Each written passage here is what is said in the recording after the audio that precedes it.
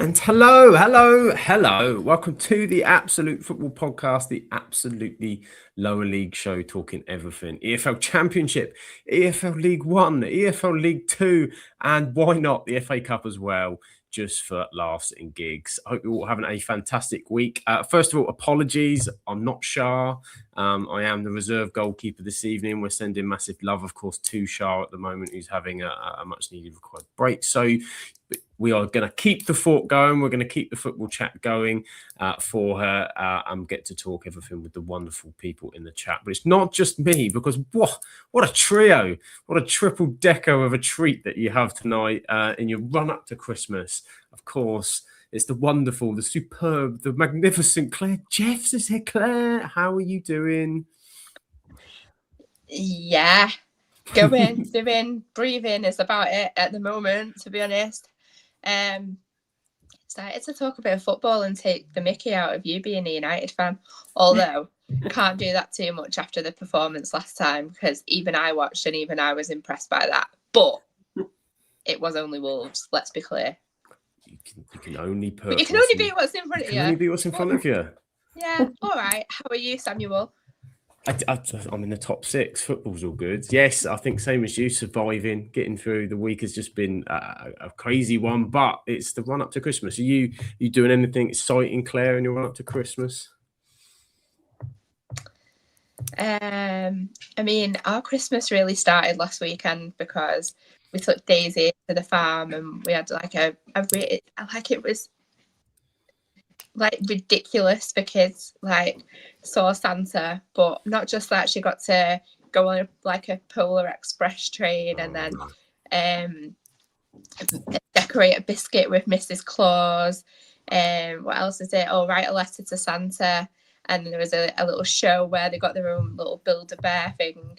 It wasn't cheap, but completely worth the money. And additional to that, we then on Sunday went for afternoon tea with Belle. Daisy was tripping. When I tell you she is obsessed with Beauty and the Beast, she saw Belle and the grin on that child. I'll send you all a picture in the group chat in a bit. I have never seen my child smile as much as when she was with Belle. So I think that's going to have to be a birthday next year, isn't it? But we've got a panto this weekend. Oh no, we haven't. And there's a street like 2 minutes away from us that do like out there Christmas decorations. I want to live on that street because I love Christmas, if you didn't know. They have like it's actually a ridiculous amount of lights. There's more lights than Blackpool illumination. So we've been around there a few times this week because it's magical at 3 years old, isn't it? All them lights. Daisy is loving it. So she is a good girl. She does her wheeze on the toilet. We'll go and see them lights as many times as you want, girly pops. What about you? One well in. I did Centre Parks last week, so we did the whole sort of shenanigans. We see the Winter Wonderland, saw Father Christmas, etc. And my 6-year-old, she was infatuated with Father Christmas until afterwards. I was like, "How did you?" She goes, "Wasn't the real Father Christmas though." What not? And she was like, eyebrows were brown. And I was like, there we go. So on the feedback form was like, it was excellent. Santa was great, but maybe some bushy white eyebrows next time might no. Doesn't miss a trick, that girl. You know what? I have to say that about the farm we went on Saturday. Santa had a real beard, and you don't get that, do you? No. Real, proper, thick white beard. Dedication to his craft. You got to give the respect. The respect. I bet he's building up to it. He's got nothing else to do, is he? He gets 11 months off, for crying out loud. No, he makes toys all year. These elves do that. He's a delegator.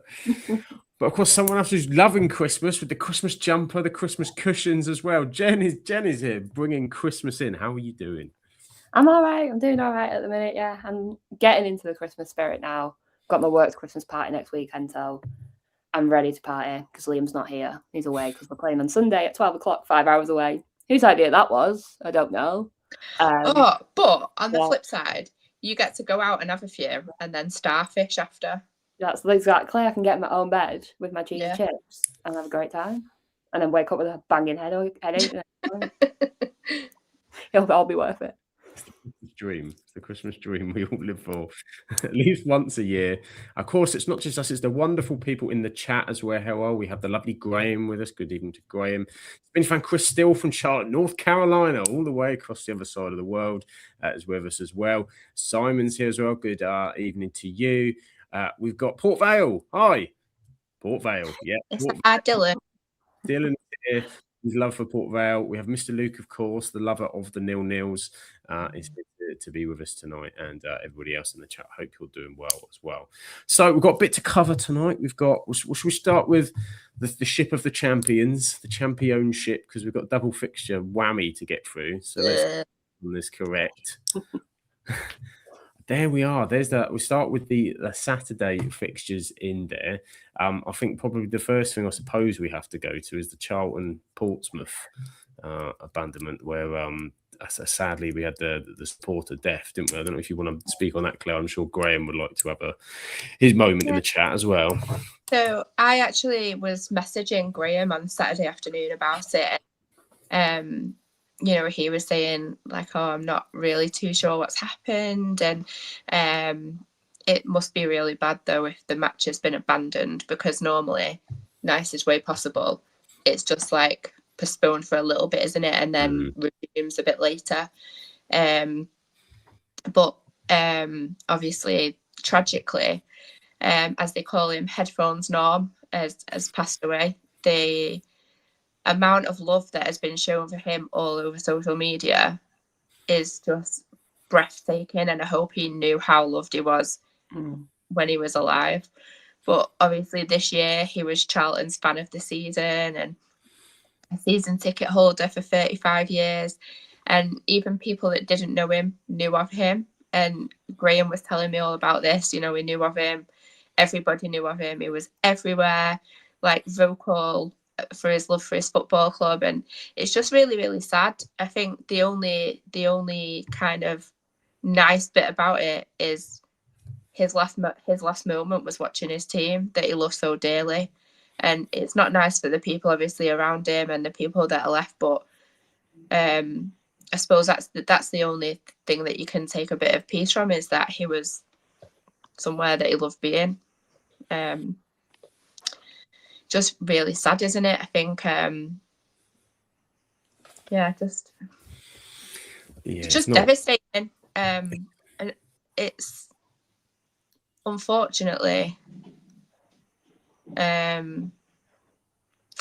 people aren't very gracious about these kind of things. Not gracious. People are not very understanding about these kind of things, because whilst it was all happening, there was, I'm not going to say all of them because Portsmouth fans have been calling them out, but there was an element of the Portsmouth supporters that were booing and like unhappy that the match wasn't being played. Like, when all's said and done, they will get a free ticket to the rearranged fixture, albeit it's going to be on a Tuesday night, quite likely. But at least they can still go and watch their team again. It was literally because somebody had passed away, and I think people need to learn a bit of respect.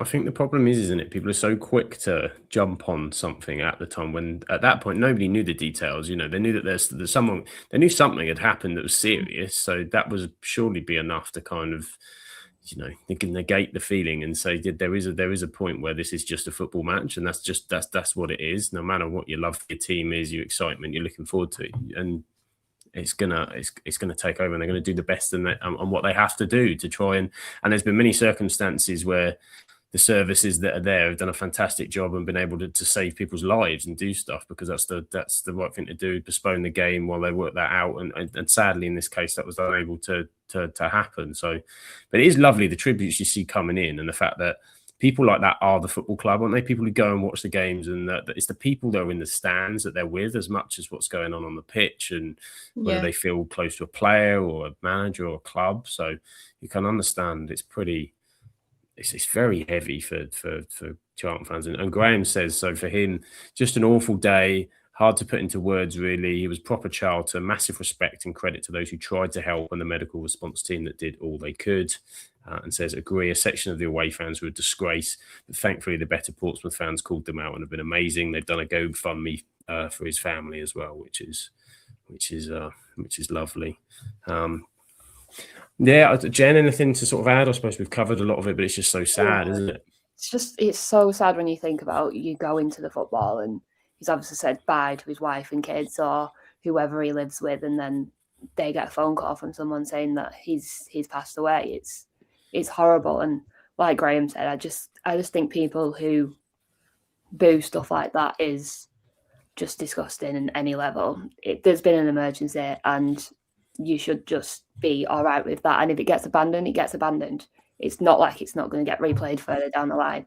The important thing is making sure that the people that are around him, the medical staff, are all right, because they've had to see what's happened and deal with what's happened. And for me, first and foremost, it's about the fans and obviously his family that passed away, but also the medical staff who obviously tried their best and they just couldn't save him. And you have to think hard and long about what they're feeling right now.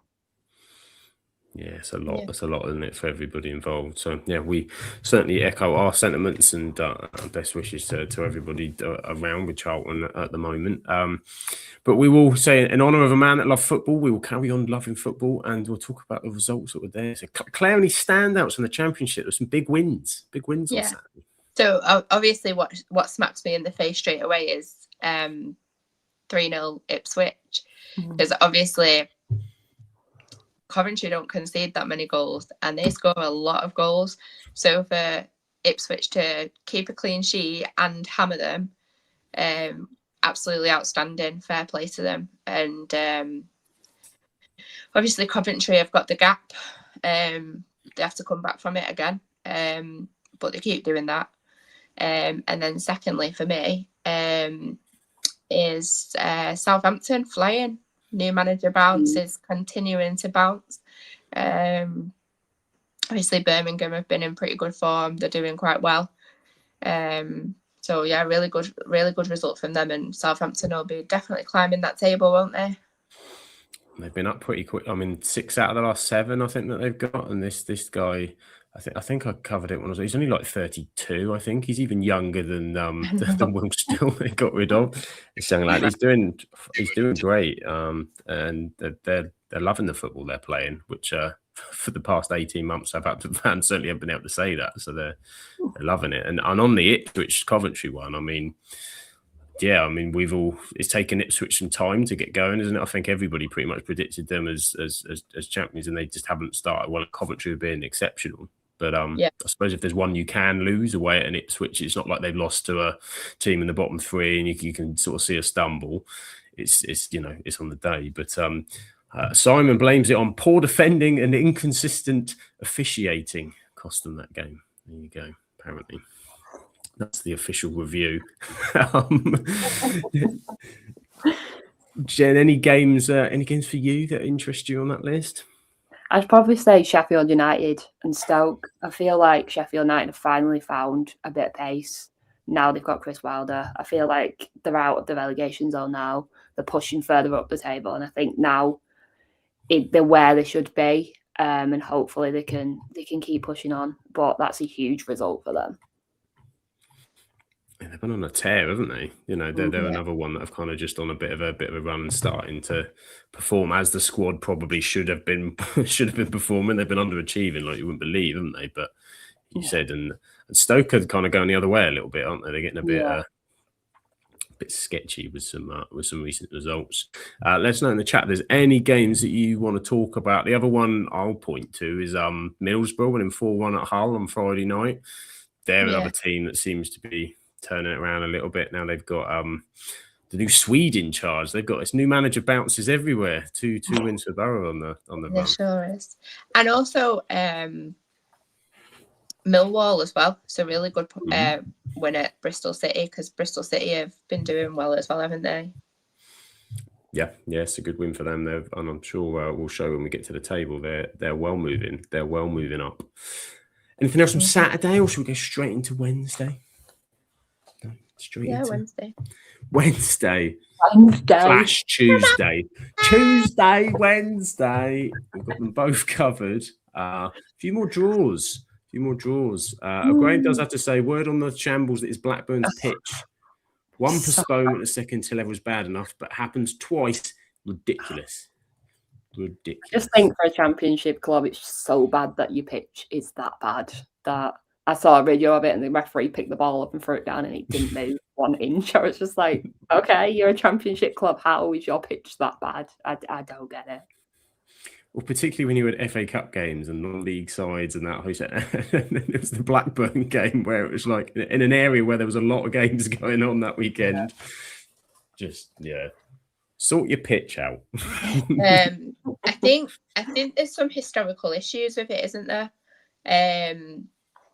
Because I mean, there's obviously like the standout for me is like Accrington, the 2 leagues below them, and they are winning awards for how good their pitch is. So I think where Blackburn's ground is, if I'm right in saying, is what the issue is rather than the pitch itself. So I think it's in a poor area for like that kind of thing to be. But they definitely need to do something, don't they? And they've got no drainage or something. Got no drainage, and they're pretty, for a championship side, they're more cash strapped than the others around them, aren't they? I know that they don't do a lot, they haven't done a lot transfer finance wise, and there's issues with ownership and all sorts of things. So just add a dodgy pitch to it as well. It's not great. And as Graham says, SHIT owners don't help with Blackburn regarding the pitch, not investing and improving it. They certainly are not. Jen, any standouts from the midweek games in the Championship? Quite a few draws around the place. I'd probably say Watford, Sheffield Wednesday. I know Sheffield Wednesday are probably already relegated at this point. I think they're on like -27 or something. But even just to get a draw, it's a point. But for the fans, I think it's more important that they've just got the football club back at the minute. And they're probably all well aware that they're being relegated this year. And it's just enjoy the football. And we'll figure it out next season and try and get back up. But yeah, it's nice to see when Sheffield Wednesday do get some results, especially for the fans, because they definitely deserve it after everything.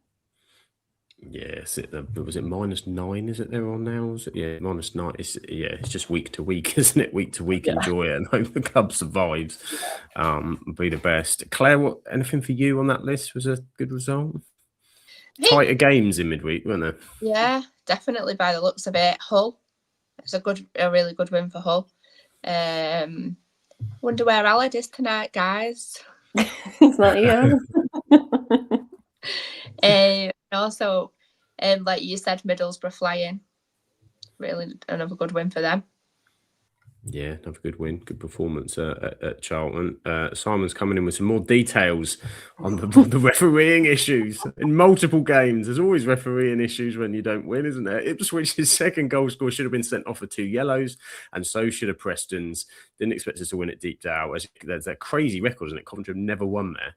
Seems insane. Oh. But it was such a poor goal to concede. Yeah, I mean, they were up against 10 men for quite a lot of that game as well. So, I'd be disappointed. And yeah, Graham adds, obviously, for Charlton to have a home game as well so soon after the weekend, it's almost secondary and emotional and fitting tribute to Headphones Norm before kickoff. Very emotional watching it on the television as well. And just stand on from the weekend, another win for Southampton, another win for Ipswich as well. So showing that strong form going through. So let's have a look at the table. Una table in the Championship. Coventry is still top. But the lead's been cut a little bit. It's Coventry now on 44 points, 5 points clear of Middlesbrough. Second on 39 points. Millwall are up in third. Ipswich, Preston and Hull City. And the bottom three, Portsmouth, Norwich and Sheffield Wednesday. Portsmouth with 17 points, Norwich with 14 and Sheffield Wednesday with that awful -9 points. Not great for them. Well, I'm sure maybe you don't want to, Claire, but I've got some FA Cup fixtures to just sort of flash around and have a look if there's any that might want some discussion. She's breaking up. She's breaking up. Can you hear me? So yeah, fine. I didn't go, and actually, every single person that I've spoken to has said, count yourself lucky. They said it was a non-league, like poor non-league performance from us, and basically it was an embarrassment. So I heard a lot of people say, were we still playing 24 hours later, the score would still be 0-0. They said it was absolutely shocking. So when you look at the stats, both teams only had 4 attempts on target over the whole 90 minutes. Both had a total of 8 shots. The stats do look a bit shocking, to be quite fair. So yeah, everyone just said it was absolutely awful. And penalties, yeah, is what it is. I've said for a few weeks now quite consistently that I am quite concerned about our injury problems, and they are still prevalent. R2 Hoskonen, R2 who? Is he even real at this point? He's never played a game for us since he signed in the summer. I'm starting to think he's not a real person. R2D2. Well, yeah. There is a Finnish international, scored against England even. But is he real? I don't think so. Apparently, he's had another setback. Ollie Norwood, we are desperately missing Ollie Norwood. What an absolute guy he is. Best player ever. We've just got too many people out injured, and unfortunately, we're really struggling with it. So I don't know how we sort it out before these people come back. We play Stevenage on Saturday, and I think Farley is going to be the happier of us both. Well, he's always happy, so I mean, just be happier. Yeah. No. Did you think they'll strengthen in January, Claire, with the injury issues?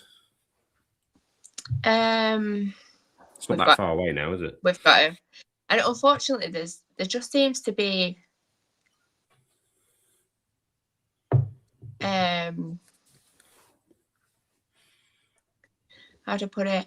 There just seems to be a pattern of buying players that are known to have injury issues, and we're getting them because they are really good on the day, but they continue to have injury issues. And obviously no one wants that to happen, but it's just incredibly frustrating, because we do have an incredible squad of players that are more than capable of doing well in our league. I do question somewhat the wing back situation, and I don't necessarily feel that we've adequately replaced the left back and right back that left in the summer. From what I've seen, we've got players that are all right going forward but can't defend for toffee. We definitely need to strengthen. Having said that, though, midweek was good, and I'm sure we'll come to that in a bit. But yeah, it is what it is. It is what it is, isn't it?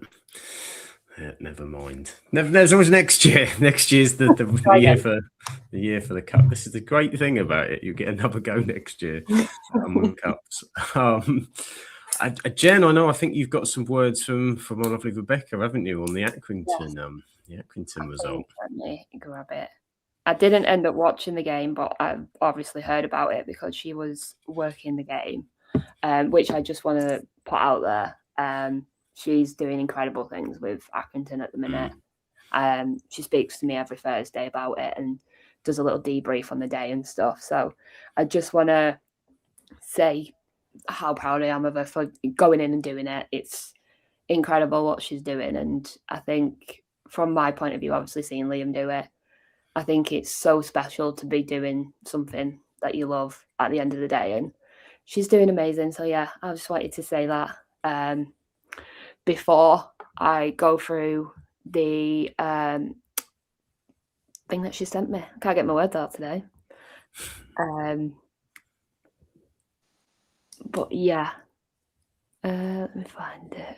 So while you're finding it, Simon's Sam, you can't book one of our players for kicking the ball away and then not book an Ipswich player for the same thing because he had on a yellow card already. I didn't book him. It wasn't me. Yeah, see, that does do my head in. People do seem to get a little bit of a let off if they've already got a yellow card. Yeah, whereas if they've not got a yellow card and it's a yellow card, surely it should be a yellow card. Particularly if you've already done it as well and you've set the precedent, then it does need to be fair. So she put that it was obviously a great game for her to work at, a first FA Cup fixture. And like I said to her, I said, once you've done the FA Cup, that's like the best moment you'll ever do. But she said, yeah, they scored on the 27th minute by Isaac Herf. And then it was pandemonium, obviously, because you're scoring against Mansfield. You think, all right, that's it. We're going through to the FA Cup. And then, obviously, they came back out in the second half and they had a goal on the 53rd minute by Evans, which then you're thinking, all right, a draw. Let's see what we can do with this. Then they end up taking it to extra time. Paddy Madden obviously scores in the 102nd minute, which then they're going absolutely crazy, going, oh my God, okay, maybe we are going through and we are going to get a big team. But then Mark Adams for Mansfield scored in the 105th minute. And then it obviously went to penalties. It kept coming up on my football because I've got everyone's on the podcast, I've got everyone's teams on there. And it kept coming up that Accrington kept missing the penalties. And I was just like, I think they might need to work on their penalties a little bit because there was quite a few that they missed. But yeah, Mansfield ended up winning 3-1 on penalties. But she said it was an incredible day, nonetheless, to work an FA Cup game and experience what she experienced. And honestly, I'm just so proud of everything that she does, like genuinely. She's absolutely, as Graham says here, Rebecca is absolutely smashing it at Aki. What she's produces outstanding. Literally just messaged her saying how proud I am that she's smashing it, and Aki smashing it on the pitch. So yeah, go on, Rebecca. Keep smashing it. Keep smashing it. Although I've said now she's involved with Accrington, she can now stop getting their Tuesday games, constantly Tuesday games, which was I miss her on the Premier League. You know, I said there's so many, and Everton are doing well as well at the minute. I was like, and Accrington just keep finding those Tuesday night fixtures week after week. But we'll have her back soon, no doubt about it. Alid's here. Evening, all he says. Would you like us to go back, Alid? We can go back to the Championship game if you want to talk about that. But I would imagine probably not so much. But he's happy because Nottingham Forest away in the Cup. Very excited. But Simon disagrees. Says the draw for the next round was pretty crap. Here we go. It's a game of opinions. I'll just read through the rest of the FA Cup games. We had Salford beat Leyton Orient 4-0. Result for them. Cheltenham smashed Buxton 6-2, of course, the non-league. Exeter 4, Wycombe Wanderers 0. Fleetwood beat Luton on penalties. Grimsby, I was so bloody glad not to get in the third round, I tell you. Beat Wealdstone 4-0. And Dons beat Oldham 3-1.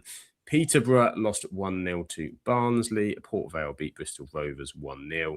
Swindon Town beat Bolton 4-0. And Wigan beat Barrow on penalties. And, of course, the second slide as well. For your away wins on this one, Shrewsbury beating Sutton. Doncaster knocking out Chesterfield. Western Supermare are having a super FA Cup run 2-0 against Chelmsford City. Macclesfield as well. What a massive tie they got in round 3 as well. Just the holders. Just the holders in Super Palace, beating Slough Town 3-1. Bournemouth knocked out Newport County 3-0. Walsall beating Gateshead 2-0. Blackpool beating Carlisle, and Burton Albion knocking out Brackley. So there we are. Wonderful, exciting FA Cup third round in January. But let's go for a little bit of League One, shall we? And the massive programme that was left on Saturday. Huge number of games to select there, Claire. Wow. Which of these games would you like to talk about? I mean, Cardiff flipped off for a little bit, didn't they? But they seem to be regaining some of their progress from earlier in the season. I know at one point they hadn't scored a goal from open play for quite a long time.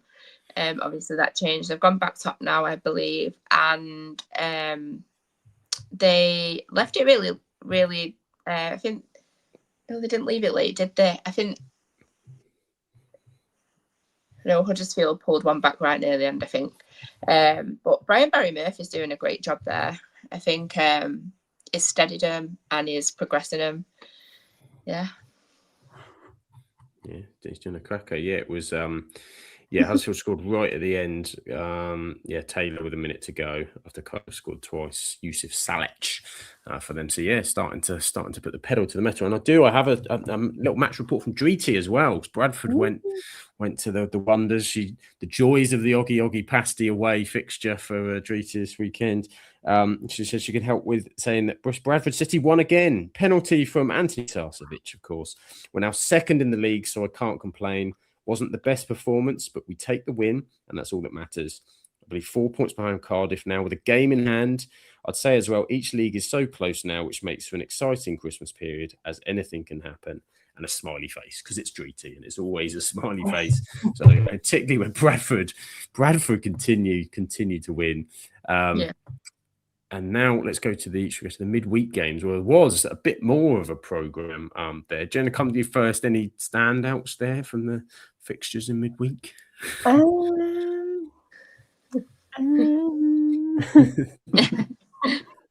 Is my honest answer there. I'd probably say Leighton and Luton. They're two teams that have not struggled, but not also been great this season. Expected a bit more from both of them, so I feel like the draw was probably the right result for both of them. But they're both teams that I thought would do better than they are doing right now, and it's a very strange one. Yeah, been scratchy for form. As we said, like Cardiff doubling up with that good result the weekend with a win over Stevenage as well to extend where they're at. But there's probably a result at the top of that list there that Claire might want to just sort of add on a little bit, having had to put her through the penalty nightmare again. Got better in midweek, didn't it, Claire? Did. Well, second half did anyway. First half was pretty boring. Obviously, before that match, we really have been struggling, It's been tough to watch us. I know Doncaster had just won 3 matches in a row and they were unbeaten for a little while. So I was really nervous, especially after Saturday. Obviously going to extra time and then penalties with quite a lot of players who were quite honestly not regular starters. I think it was really obvious that Charlie was pissed off because he added Shea Gardner into the starting lineup for his first appearance, his first start. 17, godson of Usain Bolt,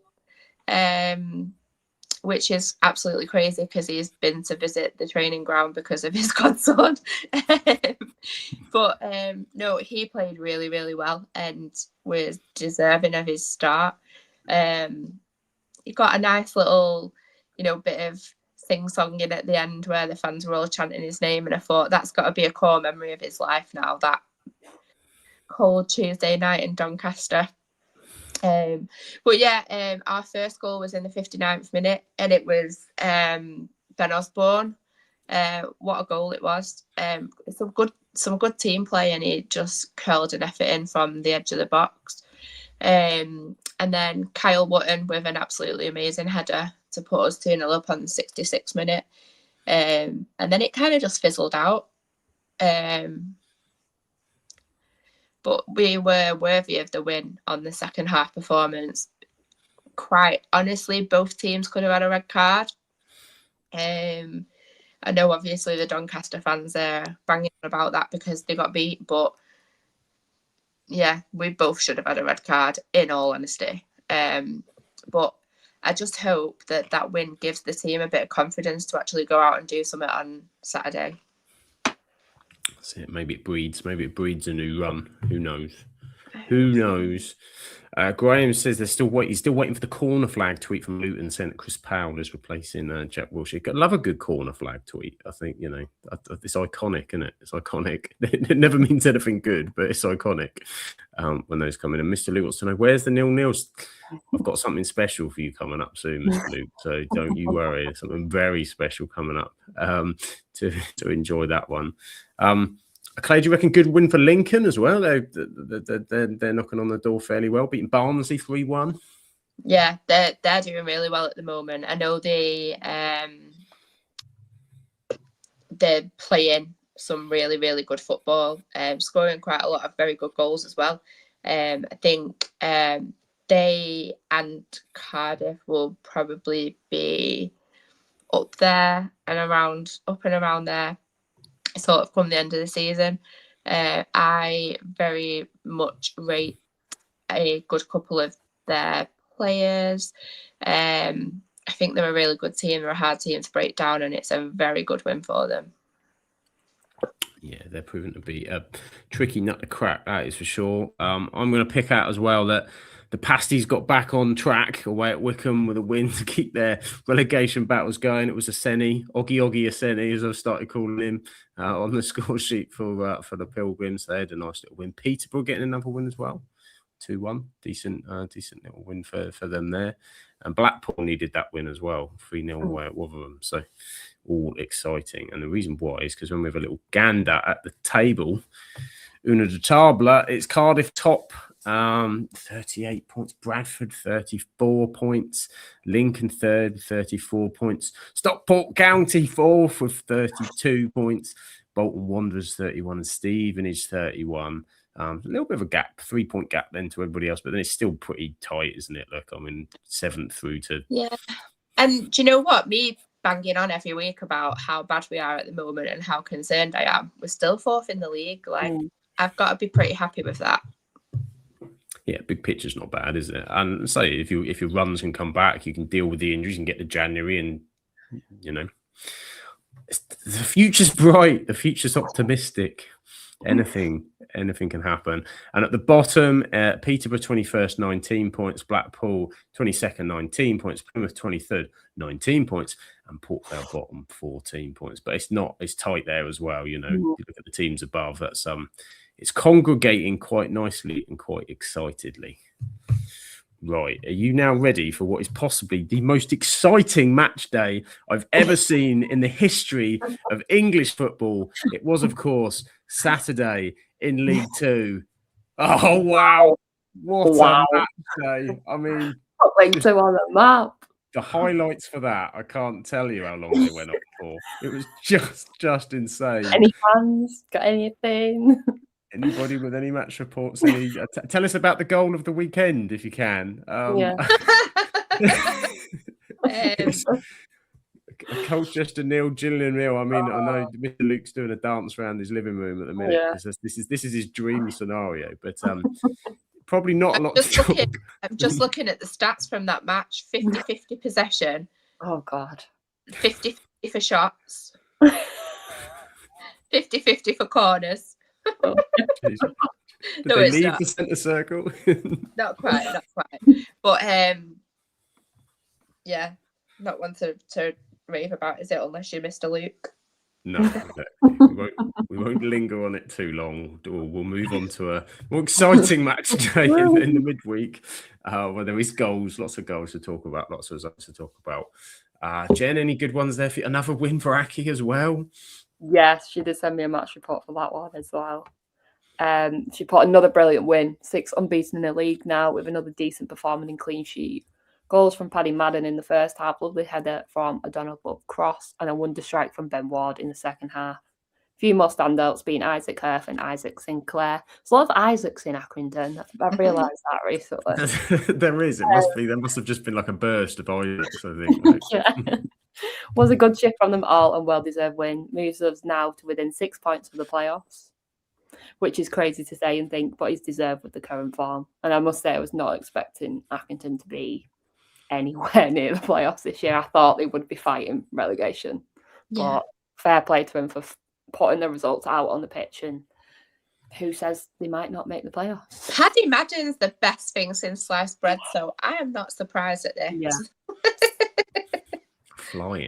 Flying up the lead, and not saying it's coincided with Rebecca's new role, but it's kind of coincided with Rebecca's new role. Yeah. It's sort of driven them on to new things as well. Loving coming in as well, of course, for Barnet legends, beating Bristol Rovers 4-0.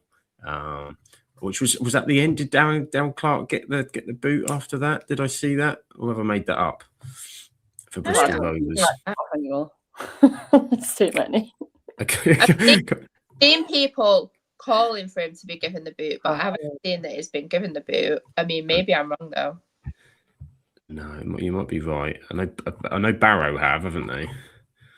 Yes. Yeah.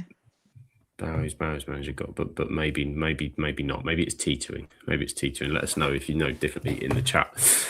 So yeah, Barrow obviously lost the Tranmere, and that was kind of the end of Andy Wing, wasn't it? So they're in 18th at the minute, so looking a bit precarious. But Claire, any standouts for you? Any good victories?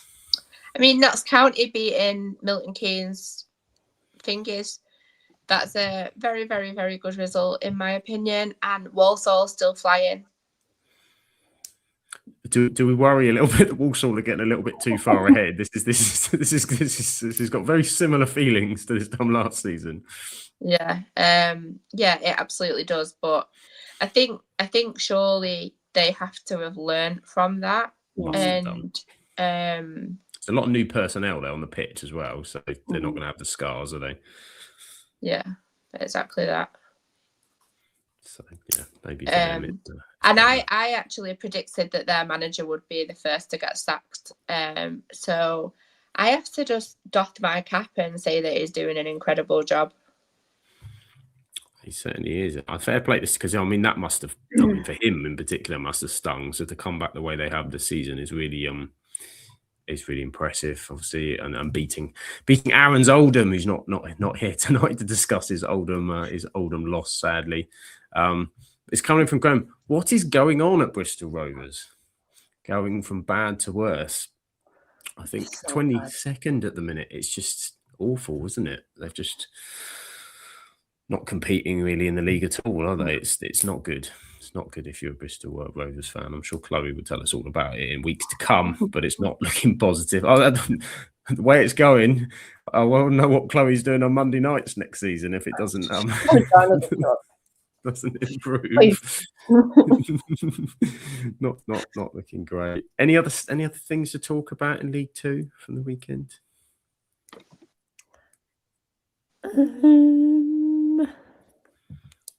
How bad are Crawley doing?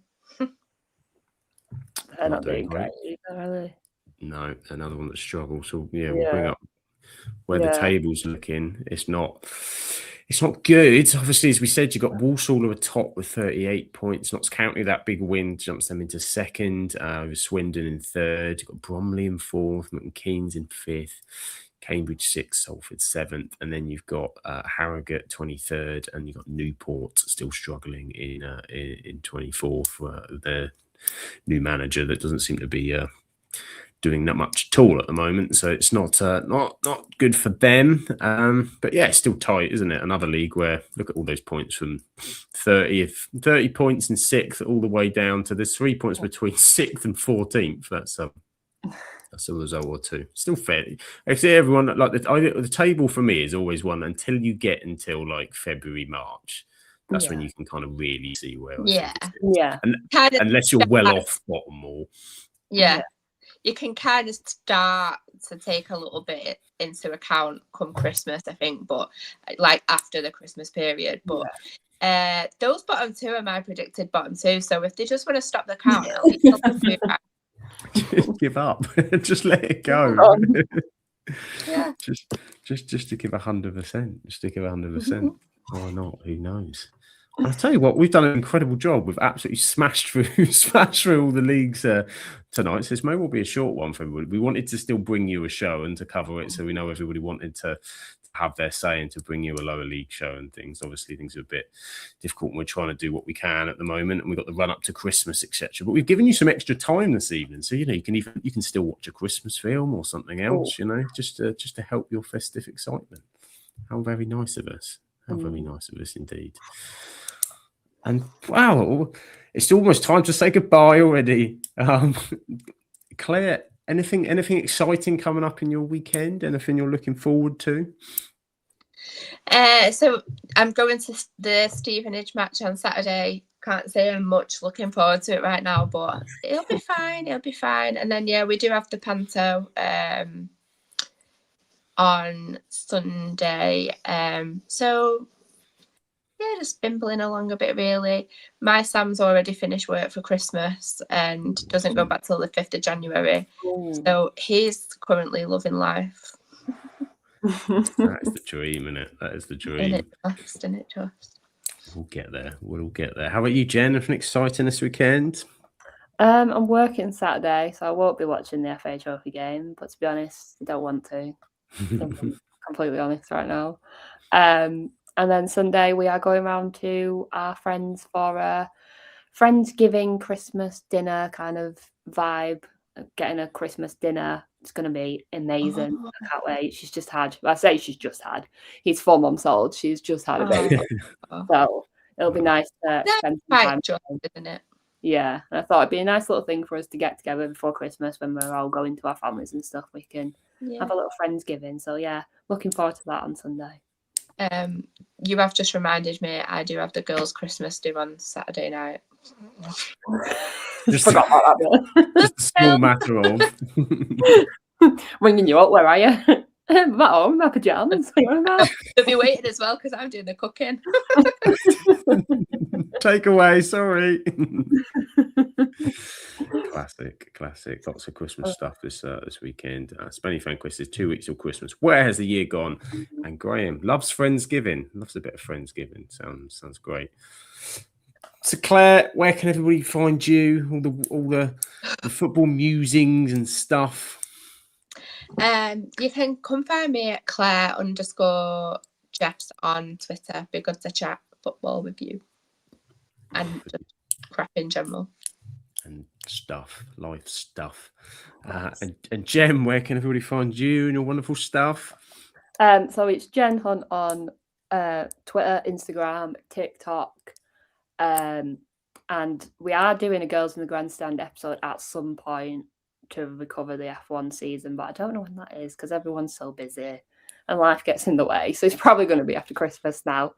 But yes, that's Girls in the Grandstand. You can find on YouTube, Spotify, Apple, all the good podcast areas. But yeah, we'll hopefully do a season review after Christmas, hopefully. Very, very exciting. You catch me at Sam Absolute FBL on the social stuff, talking football bits. Who knows what? Again, it's up to Christmas. It's all very busy. I think everyone's preparing for 26 content because this year's kind of running away with everybody, but we've still got a few more shows to do, so do not worry. And Graham says he wishes he has some friends to have a Friendsgiving. You have friends with us, Graham. Do not fear. We're here, your friends. We just give you podcasts. That's our giving, our giving of gift, and you give us your presence in back, which is more than enough. So that's what you need. And there you go. Spending because I was back in UK, Graham. I'd love to do Friendsgiving. I can see that. Chris and Graham sharing a cracker and some turkey needs to happen. We need the picture.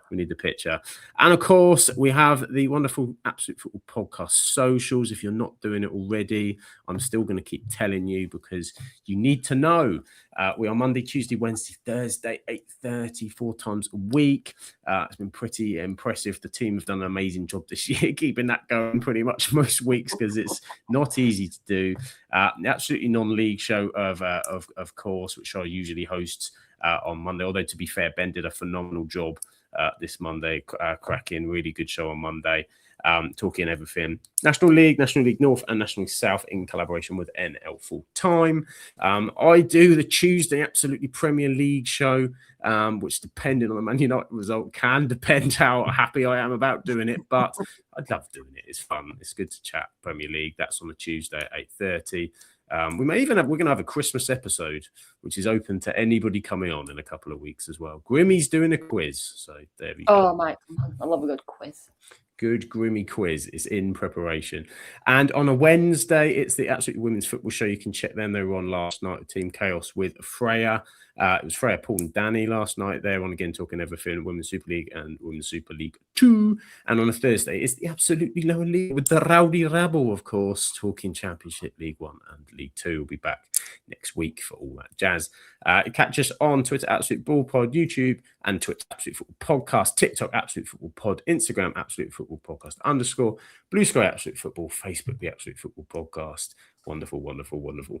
Thank you for joining us, everybody. We appreciate everybody in the chat and coming and talking football with us. Hope you've had a wonderful week. I'm off to go to bed. It's been a long week, but we'll be back ready to go again. Have a good one. Enjoy the football and ciao for now.